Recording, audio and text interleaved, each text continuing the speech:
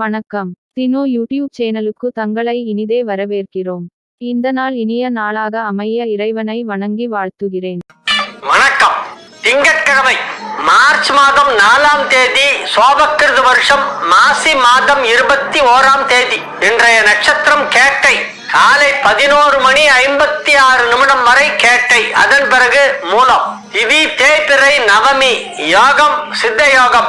மேஷ ராசிக்கு சந்திராஷ்டமம் காலை 11:56.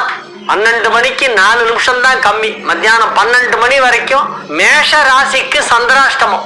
அதன் பிறகு ரிஷப ராசிக்கு சந்திராஷ்டமம் ஆரம்பம் ஆகிறது. 12 மணி சுமாருக்கு ரிஷப ராசிக்கு சந்திராஷ்டமம் ஆரம்பம். ராகு காலம் காலை 7:30 மணி முதல் 9 மணி வரை. யமகண்டம் 10:30 மணி முதல் 12 மணி வரை. உளிகை நேரம் மதியம் 1:30 முதல் 3 மணி வரை. நல்ல நேரம் என்கின்ற சுப ஹோரைகள் நண்பகல் 12 மணி முதல் மதியம் 2 மணி வரை. பிற்பகல் 3 மணி முதல் 4 மணி வரை. மாலை 6 மணி முதல் இரவு 9 மணி வரை. இன்றைய கிரக நிலவரம்: மேஷத்தில் குரு, கன்னியில் கேது, விருச்சிகத்தில் சந்திரன், மகரத்தில் செவ்வாய் சுக்கிரன், கும்பத்தில் சூரியன் சனி, மீனத்தில் புதன் ராகு. இனி தெரிஞ்சுக்கலாம் வாங்க.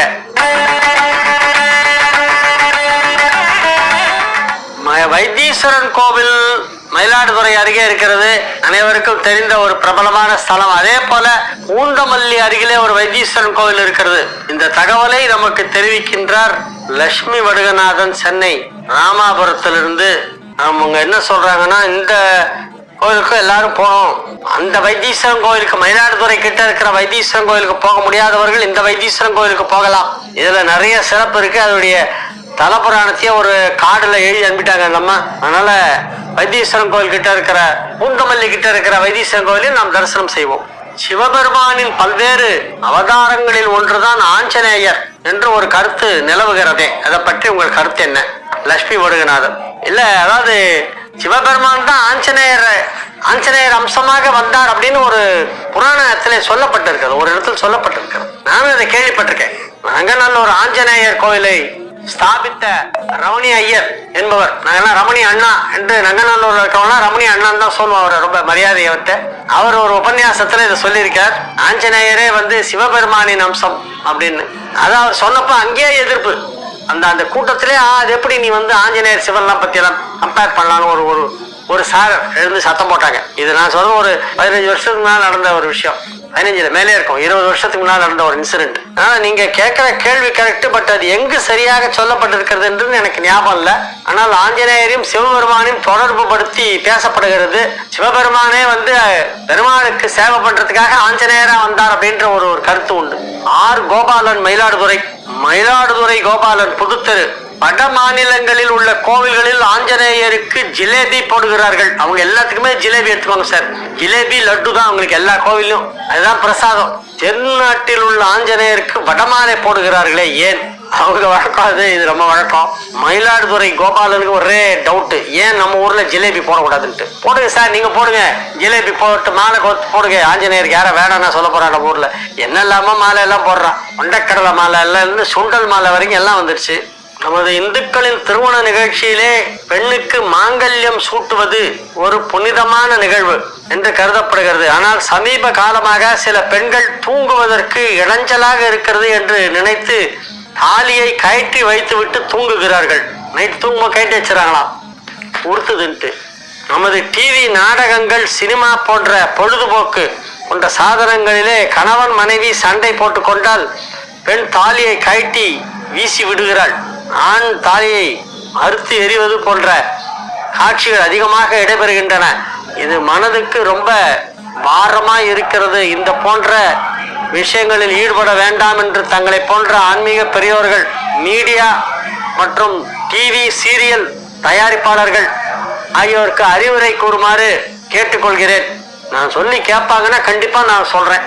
உங்களுக்கு கதையில ஒரு விறுவிறுப்பு வரணுங்கிறதுக்காக ஒரு பொண்ணு தாலியை கட்டி விசிறி அடிக்கிற மாதிரிலாம் காட்சியை தயவு செஞ்சு படமாக்காதீங்க.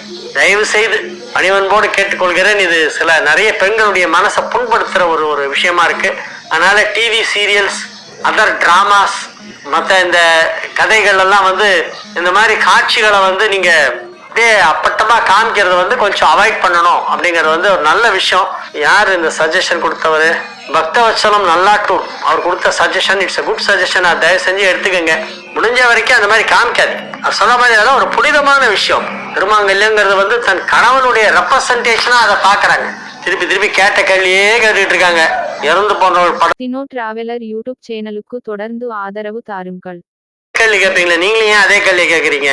விளக்கு வைத்த பிறகு வீட்டை பெருக்கலாமா, மா போட்டு துடைக்கலாமா? PS Jeganathan, advocate, Aariyapuram. கூடாது என்றால் ஏன் கூடாது என்பதையும் சொல்லுங்கள். ஏன் கூடாது? கூடாதுன்னா ஏன் கூடாது அதையும் சொல்லணும். அதாவது இரவு நேரத்துல அப்பெல்லாம் இப்ப மாதிரிலாம் பிரகாசமான விளக்கு, மின் விளக்குகள் கிடையாது. இப்ப நம்ம நல்ல பிரைட்டா லைட்ஸ் எல்லாம் போட்டிருக்கோம், டியூப் லைட்டு, அதை விட பவர்ஃபுல்லான லைட்லாம் இருக்கு. அப்பெல்லாம் சின்ன ஒரு லேண்டர் விளக்கு ஒன்று இருக்கும், இல்லைனாக்கா ஒரு சிமினி விளக்கு இருக்கும். அதனால வெளிச்சம் குறைவா இருக்கும். அதில் ஏதாவது கண்ணுக்கு தெரியாத பூச்சி கீச்சி ஏதாவது இருக்கும். அதனால அதெல்லாம் கொட்ட வேணாம் அப்படிம்பாங்க.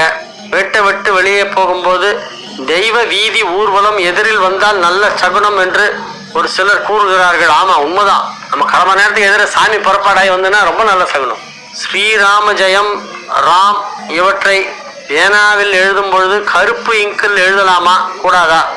இங்கு கலர் கருப்பா இருந்தா ஒன்றும் தப்பு இல்லை சார். காயத்ரி மந்திரத்தை இரவில் சொல்லலாமா? சொல்லலாம். ஈரோடு திலகவதி கேட்குறாங்க, பசு மாட்டுடன் கூடிய கிருஷ்ணர் படம் வீட்டில் வைத்திருக்கிறோம். பசுவோட கிருஷ்ணன் புல்லாங்குழல் வாசிக்கிற மாதிரி படம் இருக்கும், இல்லை பசுவை தடை கொடுக்குற மாதிரி இருக்கும். அந்த படம் வச்சிருக்காங்க. அதை பார்த்த எங்கள் உறவுக்கார பெண்மணி, மாட்டுடன் கூடிய கிருஷ்ணர் படம் வீட்டில் வைக்க கூடாது, வைத்தால் கஷ்டங்கள் வரும் என்று சொல்கிறார். தப்பு. அவங்க ஒன்றும் தெரியாது. அந்த அம்மாவுக்கு ஒன்றுமே தெரியல, விட்டுருங்க. அவங்களெல்லாம் அவங்களுடைய ஐடியாஸ் எல்லாம் நீங்கள் எடுத்துக்காதீங்க, கேரே பண்ணாதீங்க. கிருஷ்ணர் படம் எப்படி இருந்தாலும் நல்லா இருக்கும். உடல் ஊதும் கண்ணன், பசு மாட்டுடன் கூடிய கண்ணன், ராதையுடன் கூடிய கண்ணன், கோபிகா ஸ்திரீகளுடன் நடனமாடுகின்ற கண்ணன், வெண்ணையை திருடி தின்னுகின்ற கண்ணன், வெண்ணெய் தாழியை பிடிப்பதற்காக எம்புகின்ற நிலையில இருக்கின்ற கண்ணன். இப்படி கண்ணனை எப்படி வேண்டுமானாலும் பூசிக்கலாம், எந்த மாதிரி படத்தை வேண்டுமானாலும் வீட்டில் வைத்து அதை வணங்கலாம். கண்ணன் வழிபாடு நமக்கு ரொம்ப பிடித்த ஒன்று. குலதெய்வ வழிபாடு என்பது அனைவராலும் ஒப்புக்கொள்ளப்பட்ட ஒன்று. குலதெய்வம் என்பது ஒரு குறிப்பிட்ட சாதி அல்லது குல மக்களுக்கு உள்ளது. தெய்வத்தின் முன்பு இந்த பாகுபாடு அவசியமா? பாகுபாடே ஒன்றும் இல்லையா? ஒரு ஃபேமிலிக்கு ஒரு தெய்வம், முன்னோர்கள் வழிபட்ட தெய்வம், அதைத்தான் குல தெய்வம் சொல்ற மொழி. குலம்ன்ற வேர்டு வரனால ஜாதின்னு நீங்க எடுத்துக்கூடாது. அதை தப்பு. நீங்க உங்களுடைய அர்த்தம் தப்பா எடுத்துட்டு இருக்கீங்க. எங்களது முன்னோர்கள் கும்பிட்ட தெய்வம் நாங்க கும்பிடுறோம், உங்க முன்னோர்கள் கும்பிட்ட தெய்வத்தை நீங்க கும்பிடுங்க, அதுதான் குல தெய்வம். குலம்ன்ற வேர்டு வந்துட்டனால உடனே நீங்க ஓஹோ அதுல ஏதோ ஜாதி இருக்கு போல இருக்குன்னு நீங்க அதை ஜாதி கட்சியெல்லாம் ஆரம்பிக்கிறீங்க. நீங்க தான் அப்படி மிஸ்டேக் பண்ணிட்டு இருக்கீங்க. நாங்க அப்படி சொல்லவே இல்லை. ஜெயச்சந்திரன், கோவை 9/NAN 7273, அண்ணா நகர், கலங்கல், கோவை 641402. நீங்க தப்பா புரிஞ்சுக்கிட்டு இருக்கீங்க சார், தப்பா புரிஞ்சுருக்கீங்க. குல தெய்வம் என்றால் அவரவர் குடும்பத்திற்கு உள்ள தெய்வம். அவங்களுடைய சொந்தக்காரங்கள்லாம் அதான் கும்பிடுவாங்க. அதுல ஜாதி எல்லாம் இல்லை, பாகுபாடும் இல்லை. ஏதோ நீங்க சம்பந்தம் இல்லாம கேள்வி கேட்குறீங்க. உங்க ஃபேமிலி முன்னோர்கள் எந்த சாமியை கும்பிட்டாங்களோ அந்த சாமி நீ கும்பிடணுங்கிறது தான் குலதெய்வ வழிபாடு. வேற உண்மை கிடையாது. அதுல ஜாதின்ற கொஸ்டினே வரல, அந்த வேர்டே கிடையாதுங்க. குலம்ன்ற வேர்டை பார்த்தோன்னே நீங்க ஜாதின்னு நீங்களாவே கற்பனை பண்ணிட்டு ஏதோ கேட்குறீங்க. தப்பு. I'm sorry. ஒளிமயமான எதிர்காலம். மேஷ ராசிக்கு இன்றைய தினம் காலை 11:56 சந்திராஷ்டமம் முடிவடைகிறது. 12 மணிக்குன்னு வச்சுங்க, 4 நிமிஷம் விட்டுருவோம், போனா போதும். கிரேஸ் டைம் 12 மணில இருந்து ரொம்ப நல்லா இருக்கு. மேஷ ராசிக்கு இன்னைக்கு ஓஹோன்னு இருக்கு டைம். எக்ஸலண்ட். காலை பகுதியை விட நண்பகல் 12 மணியிலிருந்து இன்னும் சிறப்பாக இருக்கிறது. எனவே நன்மைகள் அதிக அளவில் நடைபெறுகின்ற நல்ல நாள். வியாபாரத்தில் நல்ல வளர்ச்சி, உத்தியோகத்தில் உள்ளவர்களுக்கு அதிலே கணிசமான முன்னேற்றம், பணம் கொடுக்கல் வாங்கல் சீராக நடைபெற்று கொண்டிருக்கும். எடுத்த காரியத்தை வெற்றிகரமாக செய்து முடிப்பீர்கள். உங்கள் இல்லம் மகிழ்ச்சியாக இருக்கும், உள்ளம் மகிழ்ச்சியாக இருக்கும், எல்லாமே மகிழ்ச்சியாக இருக்கும். நன்மைகள் அதிக அளவிலே நடைபெறக்கூடிய நல்ல நாள். திருமண வயதில் உள்ள மேஷ ராசியினருக்கெல்லாம் இப்பொழுது திருமண பேச்சுவார்த்தை வெற்றிகரமாக நடந்து முடிந்து திருமணத்திற்கான தேதி முடிவு செய்யப்படும். வியாபாரிகளுக்கு மிகப்பெரிய தனலாபம் கிடைக்கும். உத்தியோகத்தில் இருக்கும் மேஷராசி அன்பர்களுக்கெல்லாம் எதிர்பாராத விதமாக பதவி உயர்வு கிடைப்பதற்கு வாய்ப்பு இருக்கிறது. இன்று மாலை ஒரு நல்ல செய்தி வந்து சேரும். ரிஷப ராசிக்கு இன்றைய நாள் நன்மைகள் நடைபெறுகின்ற நல்ல நாள். 12 மணிக்கு மேல் சந்திராஷ்டமம் ஆரம்பமாகிறது. மேஷ ராசிக்கு முடிகிறது, ரிஷபத்திற்கு ஆரம்பமாகிறது. 12 மணிக்கு சந்திராஷ்டமம். அதனால காலை நேரத்திலே முக்கியமான வேலைகளை எல்லாம் முடிச்சிருங்க. அதிகாலை நேரத்துல நல்லா இருக்கு டைம். 11 மணி 56 நிமிடத்திற்குத்தான் சந்திரன் மாறுகிறது. 11:56 AM, 4 minutes before noon. அதனால தினோ டிராவலர் யூடியூப் சேனலுக்கு தொடர்ந்து ஆதரவு தாருங்கள். வாங்கல் செய்வது, பேச்சுவார்த்தை நடத்துவது, வங்கிகளுக்கு சென்று ரொக்கப்பணம் எடுத்துக்கொண்டு வருவது போன்ற எல்லா வேலைகளையும் நீங்கள் காலை நேரத்திலேயே செய்துவிடலாம். நன்மைகள் நடைபெறக்கூடிய நல்ல நாள். சந்திராஷ்டமம் ஆரம்பித்தாலும் அது ஒன்றும் பெரிய பாதிப்பை ஏற்படுத்தாது, தீமை நடக்காது. அதனால பேச்சுல மட்டும் கொஞ்சம் ஜாகிரதையா இருக்கணும். மிதுன ராசிக்கு இன்றைய நாள் நன்மைகள் நடைபெறுகின்ற நல்ல நாள். 6லும் 7லும் சந்திரன் இருக்கக்கூடிய நாள் என்பதால் மிகப்பெரிய நன்மைகள் எல்லாம் உங்களுக்கு நடைபெறும் என்று சொல்லலாம். 7ஆம் இடத்திற்கு சந்திரன் சென்ற பிறகு அது குருவால் பார்க்கப்படுகிறது என்பதால் இன்னும் அதிக நன்மை நடைபெறும். குருவின் வீடான தனுசிலே குருவின் பார்வைப்படும் போது அந்த இடத்திற்கு சந்திரன் வருகிறது. தன சாணாதிபதியாகிய சந்திரனை தனகாரகனாகிய குரு பார்க்க போகிறது. எனவே இது ஒரு நல்ல நேரம். செல்வ செழிப்பு ஏற்படும், பொருளாதாரத்தில் நல்ல வளர்ச்சி ஏற்படும். லாபஸ்தானாதிபதி செவ்வாய் உச்சம் பெற்றிருப்பது ஒரு யோகம். தனஸ்தானாதிபதி குருவால் பார்க்கப்படுவது ஒரு யோகம். எனவே பணம் கொடுக்கல் வாங்கல் போன்ற விஷயங்களில் எல்லாம் மிக சிறப்பாக நடைபெறும். வியாபாரத்தை நன்கு விரிவுபடுத்தலாம். பண விஷயம் இன்னைக்கு ரொம்ப ஈஸியா நடக்கும். உங்களுக்கு வர வேண்டிய பணமும் வரும், நீங்க கொடுக்க வேண்டிய பணத்தையும் கொடுத்துருவீங்க. அதனால உங்களுக்கு ஒரு நல்ல மதிப்பு இருக்கும், மரியாதை இருக்கும். கொடுத்த வாக்கை காப்பாற்றக்கூடிய ஒரு நாளாக விளங்குகிறது. பண விஷயத்துல யாருக்கு என்ன வாக்கு கொடுத்தாலும் அதை காப்பாற்றி விடுவீர்கள். குடும்ப வாழ்க்கை மகிழ்ச்சியாக இருக்கும். குடும்பத்தில் அனைவரும் சந்தோஷமாக இருப்பார்கள். எல்லோரும் ஒற்றுமையாக இருப்பார்கள். மாணவியர்லாம் இப்பொழுது தேர்வுகளிலே நல்ல மதிப்பெண் பெறக்கூடிய நல்ல நேரம் வந்திருக்கிறது. ராசி அதிபதி புதன் 9ஆம் இடத்திலே 9க்குடைய சனியோடு இணைந்திருக்கிறது என்பது ஒரு அற்புதமான யோகம். எனவே கல்வி முன்னேற்றம் நன்றாக இருக்கும். பாக்யஸ்தானத்தில் ராசி அதிபதி பாக்யாதிபதியோடு இணைந்திருப்பதால் கல்வியிலே நல்ல முன்னேற்றம் ஏற்படும். ஏன்னா புதன் தான் கல்விக்கு ரொம்ப முக்கியம். அது நல்லா இருக்கு. புதனுடைய வீடு மிதுனம். பொதுவாகவே மிதுன ராசி நண்பர்கள் நன்றாக படிப்பார்கள். கணக்குல ரொம்ப கெட்டிக்காரங்களா இருப்பாங்க. கணக்குல புலி. அதனால இப்போ கணித தேர்வு வந்தால் அதிலே 100க்கு 100 வாங்குவது சர்வ நிச்சயம். கடகராசிக்கு இன்றைய நாள் நன்மைகள் நடைபெறக்கூடிய நல்ல நாள். 5, 10 செவ்வாய் 7ஆம் இடத்திலே உச்சமடைந்திருப்பது மிகப்பெரிய யோகம். 5ஆம் இடத்திலும் 6ஆம் இடத்திலும் ராசி அதிபதி உலவுகிறது. அதுவும் நன்மை செய்யக்கூடியதுதான். ஒரு சில கிரகங்களை தவிர மற்ற எல்லா கிரகங்களும் உங்களுக்கு நன்மை செய்யும் விதத்திலே அமைந்திருப்பது ஒரு சிறப்பான யோகம். எனவே அதிக நன்மைகள் நடைபெறும். கடகராசி அன்பர்கள் இன்றைய தினம் சந்தோஷமாக இருப்பார்கள். மகிழ்ச்சியான நல்ல நிகழ்ச்சிகளிலே கலந்து கொள்ளக்கூடிய சந்தர்ப்பம் ஏற்படும். நன்மைகள் அதிக அளவிலே நடைபெறக்கூடிய நல்ல நாள். எனவே நன்மைகள் அதிக அளவிலே நடைபெற போகும் நல்ல நாளாக இந்த நாள் விளங்குகிறது. சிம்ம ராசிக்கு இன்றைய நாள் மிக சிறப்பான நாள், மகிழ்ச்சியான நாள். வெற்றிகரமாக உங்கள் வேலைகளை எல்லாம் செய்து முடிப்பீர்கள். சிம்ம ராசிக்கு இப்பொழுது ஏராளமான நன்மைகள் நடைபெற போகின்றன. ராசி அதிபதியும் புதனும் 7ஆம் இடத்திலே சனியோடு இணைந்திருக்கின்ற ஒரு கிரக அமைப்பு நன்மை செய்யும். 4, 9 ஆகிய வீடுகளுக்கு அதிபதியான செவ்வாய் இப்பொழுது 6ஆம் இடத்திலே உச்சமடைந்திருப்பதும் ஒரு விதத்திலே நன்மைதான். எனவே நன்மைகள் அதிக அளவிலே நடைபெற போகும் நல்ல நேரம் நடைபெற்றுக் கொண்டிருக்கிறது. அசையா சொத்து வாங்குவதற்கு ஏற்ற நேரம். வியாபாரத்தை விரிவுபடுத்துவதற்கு இதுவே உகந்த தருணம். உங்களுடைய குடும்பத்தில் சுப நிகழ்ச்சிகள் நடைபெற போகின்றன. எல்லா விதமான நன்மைகளும் நடைபெறக்கூடிய நல்ல நாளாக இந்த நாள் விளங்குகிறது. நீங்கள் மகிழ்ச்சியாக இருப்பீர்கள். உங்களை சுற்றிலும் உள்ளவர்களும் மகிழ்ச்சியாக இருப்பார்கள். சுற்றத்தார் உறவினர்கள் என அனைவரும் மகிழ்ச்சியாக இருப்பார்கள். எனவே இது ஒரு நல்ல நாள். கன்னி ராசிக்கு இன்றைய நாள் நன்மைகள் அதிக அளவிலே நடைபெறக்கூடிய நல்ல நாளாக விளங்குகிறது. நன்மை செய்யும் விதத்திலே ஒரு சில கிரகங்கள் அமைந்திருக்கின்றன. ஆனால் ஒரு சில கிரகங்கள் நன்மை செய்யாத விதத்திலே அமைந்திருக்கின்றன. அதையும் சொல்லத்தான் வேண்டும். நன்மை செய்யாத விதத்தில் என்ன கிரகம் இருக்கிறது என்று பார்த்தால் 8 உச்சமடைந்திருக்கிறது 5ஆம் இடத்தில் என்பது சற்று நன்மை செய்யாதது. அஷ்டமாதிபதி உச்சம் 5ஆம் இடத்தில். 8 உச்சமடைந்தால் ஆரோக்கியத்திலே பாதிப்பு ஏற்படும். எனவே சற்று கவனமாக இருக்க வேண்டும். கன்னிராசி அன்பர்களே, ஆரோக்கியத்தை கவனமாக பார்த்துக் கொள்ளுங்கள். வெளியே போறீங்க எதெல்லாமோ சாப்பிடுறீங்கன்னா அதெல்லாம் ஒத்துக்குமான்றவங்க யோசிச்சு பார்த்து சாப்பிடணும். சில பொருட்கள் பார்க்க அழகாக இருக்கும், ஆனால் சாப்பிட்டால் வயிற்றுக்கு ஜீரணமாக பார்க்கறதுக்கு மட்டும் நல்லா இருக்கும். சில பொருட்கள் வாசனை கமகமான அடிக்கும், அதுல 2 வாங்கி சாப்பிடணும் போல இருக்கும். அந்த கடையை தாண்டி போகும்போது வாசனை அப்படியே உள்ள இழுக்கும். மசால் வடை சுட்டுட்டு இருப்பாங்க, அப்படியே கமகமகம்னு வாசனை அடிக்கும். அதனால மூக்கு உங்களை இழுக்கும், கண்ணு இழுக்கும், ஆனா வயிறு ஒத்துக்காது. அதனால உங்களுடைய உடல் ஆரோக்கியத்திற்கு ஏற்றாற்போல் உணவருந்த வேண்டும். உணவு பழக்க வழக்கங்களிலே மிகுந்த கவனம் தேவை.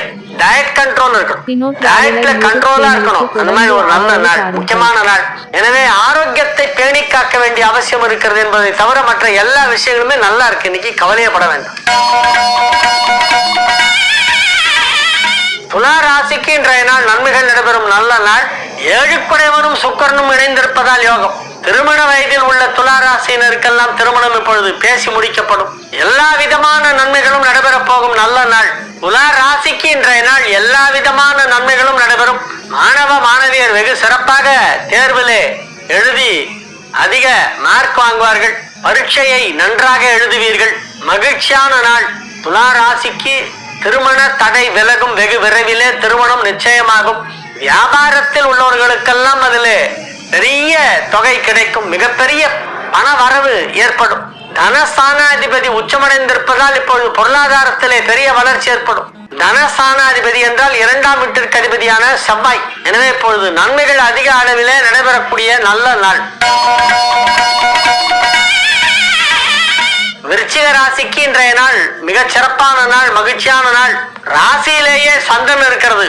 ராசியில் உள்ள சந்திரன் உங்களுக்கு நன்மைகளை செய்து கொண்டிருக்கிறது. 9 குடையவன் பாக்யாதிபதி சந்திரன் ராசியிலே வந்து அமர்ந்து கொண்டு அங்கே நீச்சபங்க ராஜயோகம் பெற்றிருப்பது ஒரு மிகப்பெரிய யோகம்.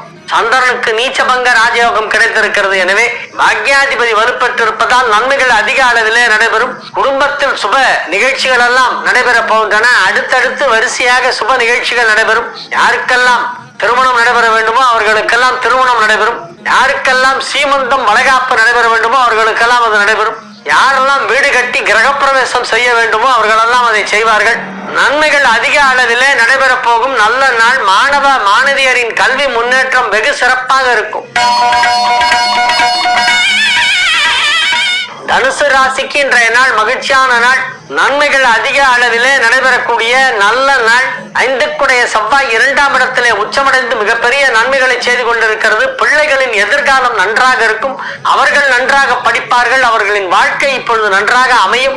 அவர்களுக்கு ஒரு நல்ல எதிர்காலத்தை அமைத்துக் கொடுப்பீர்கள். பிள்ளைகளின் முன்னேற்றம் சிறப்பாக இருக்கக்கூடிய நல்ல நேரம். நீங்கள் வேலை பார்க்கும் இடத்திலே உங்களுக்கு செல்வாக்கு அதிகரிக்கும். புதிய பதவிகள் பொறுப்புகள் கிடைக்கும். மகிழ்ச்சியாக இருப்பீர்கள். எனவே ஒரு நல்ல நாள். மகர ராசிக்கு இன்றைய நாள் மகிழ்ச்சியான நாள். ராசி அதிபதி 2ஆம் இடத்திலே லாப ஸ்தானாதிபதி செவ்வாய் ராசியிலே உச்சமடைந்திருக்கிறது. 5-10 குடைய சுக்கிரனும் 4-11 குடைய செவ்வாயும் ஒன்றாக ராசியிலே இணைந்திருப்பது ஒரு பெரிய யோகம். எனவே பொருளாதாரத்திலே பெரிய வளர்ச்சி ஏற்படும். பணம் கொடுக்கல் வாங்கல் சீராக நடைபெற்றுக் கொண்டிருக்கும். பெரிய பெரிய தொகையெல்லாம் வாங்கி கொடுத்து வாங்கி கொடுத்து இந்த மாதிரி டிரான்சாக்சன்லாம் ரொம்ப நல்லா பண்ணுவீங்க. பண பரிவர்த்தனைகளை வெகு சிறப்பாக நடத்துவீர்கள். உங்களுடைய வியாபாரம் வளர்ச்சி அடைந்து கொண்டே போகும். உங்களுடைய செல்வாக்கும் அதிகரிக்கும். நாவன்மை அதிகரிக்கும். பேச்சு திறமை மிக சிறப்பாக இருக்கும். குடும்பத்தில் அனைவரும் ஒற்றுமையாக இருப்பார்கள். சந்தோஷமாக இருப்பார்கள். குடும்ப வாழ்க்கை மகிழ்ச்சியாக இருக்கும்.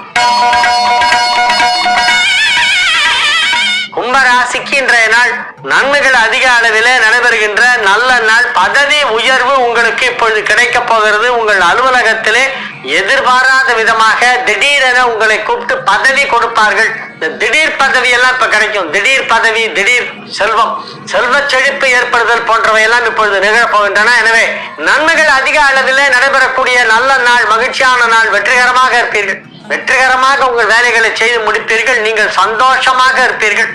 ஆரோக்கியமாகவும் சந்தோஷமாகவும் இருக்கக்கூடிய நல்ல நாள் கும்பத்திற்கு இன்றைய தினம். மீன ராசிக்கு இன்றைய நாள் மிக மிக சிறப்பான நாள். திருமண வயதில் இருக்கும் மீன ராசியினருக்கெல்லாம் இப்பொழுது திருமணம் தேதி முடிவு செய்யப்படும். கல்வி பயிலும் மாணவ மாணவியர் கல்வியிலே வெகு சிறப்பாக முன்னேற்றம் காண்பார்கள். இப்பொழுது எழுதும் தேர்வுகள் எல்லாவற்றிலுமே நல்ல மார்க் கிடைக்கும். 2-9 குடைய செவ்வாய் 11ஆம் இடத்திலே உச்சமடைந்திருப்பதால் இப்பொழுது பூமி லாபம் ஏற்படும். அசையா சொத்து வாங்குவீர்கள். அசையா சொத்து பூமி லாபம் ஏற்படும். புதுசா ஏதாவது ப்ராப்பர்ட்டிஸ் வாங்கலாம். எனவே இப்பொழுது நன்மைகள் அதிக அளவிலே நடைபெறப் போகின்றன. இன்றைய நாள் நல்ல நாள், மகிழ்ச்சியான நாள், மிகச்சிறப்பான நாள். தினோ டிராவலர் யூடியூப் சேனலுக்கு தொடர்ந்து ஆதரவு தாருங்கள்.